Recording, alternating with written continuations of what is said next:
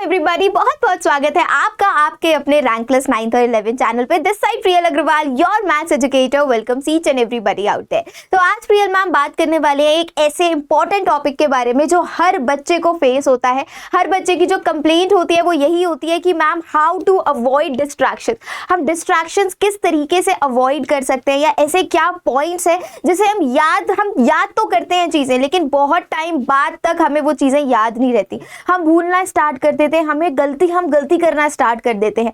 तो इसी के बारे में हम बात करने वाले हैं कि हम डिस्ट्रैक्शंस को कैसे लिमिट कर सकते हैं, हम डिस्ट्रैक्शंस को कैसे हटा सकते हैं। तो चलिए शुरुआत से शुरू करते हैं। बहुत बहुत स्वागत है आप सभी का चैनल पे। जो अगर आप इस चैनल पर नए हैं तो और बाकी का कंटेंट आप सभी लोगों के लिए एकेडमिक कंटेंट है, एक बार नजर मारकर जरूर जाइएगा, जिससे कि आप लोगों को भी इंपॉर्टेंट चीजों का आइडिया लग जाए। चलिए तो फिर स्टार्ट करते हैं। स्टार्ट करने से पहले फर्स्ट पॉइंट है हमारा चेक ऑन योर सेल्फ। आपको अपने आप को चेक करना पड़ेगा पहले तो कि आपको कहां कहां किस किस फील्ड में डिस्ट्रैक्शन हो रहा है।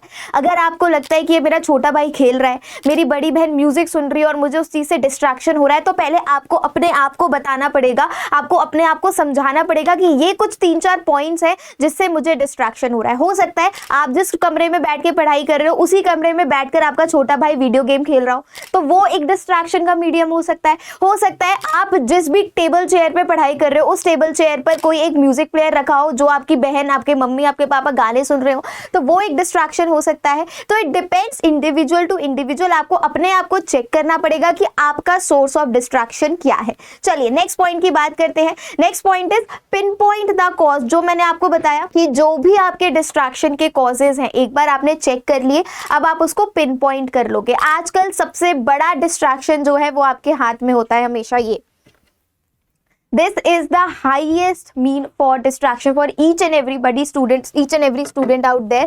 तो मैम फोन से हम कैसे दूर रहें, क्योंकि फोन से दूर रहना तो पॉसिबल ही नहीं है, राइट?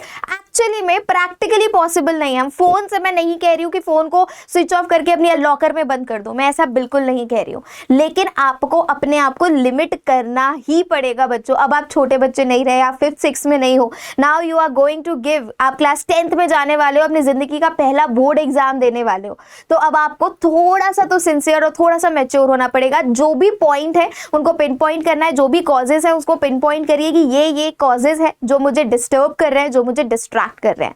चलिए नेक्स्ट पॉइंट की बात करते हैं, दैट इज बी प्रिपेयर्ड। अब आपको क्या पता, आपने सारे पॉइंट्स लिख लिए कि मेरे को फोन डिस्ट्रैक्ट करता है, मेरे को बड़ी दीदी का डांस डिस्ट्रैक्ट करता है, मेरे को छोटे भाई का वीडियो गेम डिस्ट्रैक्ट करता है, दूध वाले भैया जो गेट पर आते हैं बार बार डोरबेल रिंग करते हैं, मुझे वो भी डिस्ट्रैक्ट करता है। आपने सारे पॉइंट्स लिख लिए। अब आपको अपने आप को प्रिपेयर करना है कि हम किस तरीके से अपने आप को प्रिपेयर करें कि उस डिस्ट्रैक्शन से हम दूर भागें। कैसे हो सकता है? हम दूध वाले भैया को तो आना नहीं रोक सकते, वो बेल तो बजाएंगे ही, तो हमें पता कैसे चलेगा? तो अब आपको ट्राई करना है कि जब अगर वो चीज आपकी डिस्ट्रैक्शन है तो उस टाइम पर पढ़ाई बिल्कुल नहीं करनी। अगर आपको पता है आपका छोटा भाई स्कूल से आकर वीडियो गेम खेलेगा ही खेलेगा, उसे कोई नहीं रोक सकता, तो वहां किताब खोल के बैठने का कोई फायदा नहीं है, उस किताब को बंद कर दो। अगर आपको पता है कि आपका भाई 5 बजे से 7 बजे तक सोता है, तो उस टाइम पर क्यों नहीं पढ़ाई हो रही है? अगर आपको लगता है कि आपके छोटे भाई का वीडियो गेम आपके लिए एक डिस्ट्रैक्शन है, तो आपको अपने आप को प्रिपेयर करना पड़ेगा, आपको अपने आप के लिए एक टाइम देना पड़ेगा थोड़ा सा सोचने के लिए। अब आपने पिन पॉइंट कर लिए सारे causes, now you have to start preparing yourself that how you have to avoid those distractions. क्योंकि बच्चे बोलते हैं मैम डिस्ट्रैक्शन हो रहा है, पढ़ाई नहीं हो रही, लेकिन उन्हें यही नहीं पता होता है कि डिस्ट्रैक्शन क्या होता है। मैं बहुत सारे स्कूल में सेमिनार्स लेती हूँ, तो बच्चों से पूछा मैंने कि आपको डिस्ट्रैक्शन क्या होता है, तो हर बच्चे के मुंह पर एक ही सवाल था कि मैम मोबाइल फोन। आप खुद अपने आप से पूछना, क्या सिर्फ मोबाइल फोन ही है जो आपको डिस्ट्रैक्ट करता है? क्या कोई और चीज नहीं है जो आपको डिस्ट्रैक्ट करती है? क्या आपके वो ख्याल नहीं है जो आपको डिस्ट्रैक्ट करते हैं? क्या आपके घर में कुछ ऐसी चीजें नहीं है जो आपको डिस्ट्रैक्ट करती है? सारा का सारा ब्लेम उठा के मोबाइल फोन पर डाल दिया कि मैम ये सबसे बड़ी डिस्ट्रैक्शन है।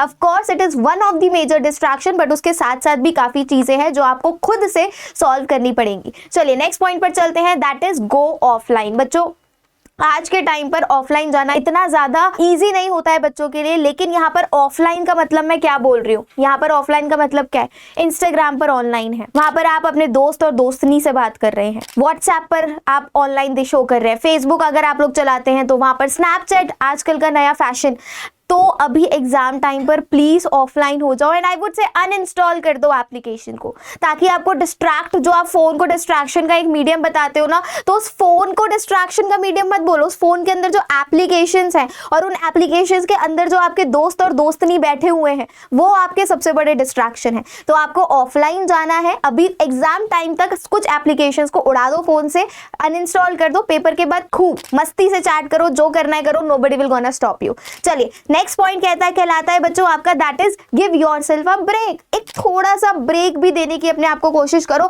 4 घंटे 5 घंटे कंटिन्यूअसली पढ़ रहे हैं, ऐसा जुल्म मत करो भाई। ये जो दिमाग है ये छोटा सा है, आपने पूरे साल तो पढ़ाई करी नहीं, अब ये जो 10-15 दिन बचे मैम, इसमें तो मैं तोड़ दूंगा, फोड़ दूंगा, पेपर तो मैं बेस्ट करूंगा, टॉप करूंगा, ब्लू ब्लू ब्ला ब्ला।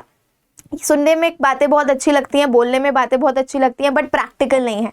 तो प्लीज़ इस चीज़ को आप अपने पढ़ाई के रूटीन में अपनाएं कि जब भी आप पढ़ाई कर रहे हैं बीच में छोटे छोटे ब्रेक्स ले लें। 10 मिनट का ब्रेक ले लिया, 5 मिनट का ब्रेक ले लिया, किचन में चले गए, कुकी खा लिया, अपने पेट्स के साथ खेल लिया, अपने ग्रैंड पेरेंट्स के साथ बैठ गए, कुछ बातें कर ली। अगर थोड़ा सा 10 मिनट का ब्रेक है, if you want to talk to your friend, आपने अपने फोन फ्रेंड से बात कर ली, तो ब्रेक भी आपको लेना ज़रूरी है। ठीक है, नेक्स्ट पॉइंट कहलाता है बच्चों आपका, that is become an early bird. अभी ये जो पेपर में कुछ 10, 12, 15 दिन बचे हैं बच्चों, सुबह जल्दी उठ जाओ, क्योंकि आपको भी पता है कि आपके अगर वो बड़े भाई और छोटी दीदी और बड़ी दीदी अगर आपके लिए डिस्ट्रैक्शंस है, अगर उनकी गिटार क्लासेस हैं, अगर उनकी डांस क्लासेस हैं, अगर उनका वीडियो गेम है, तो वो वीडियो गेम्स होगा वो दिन में होगा।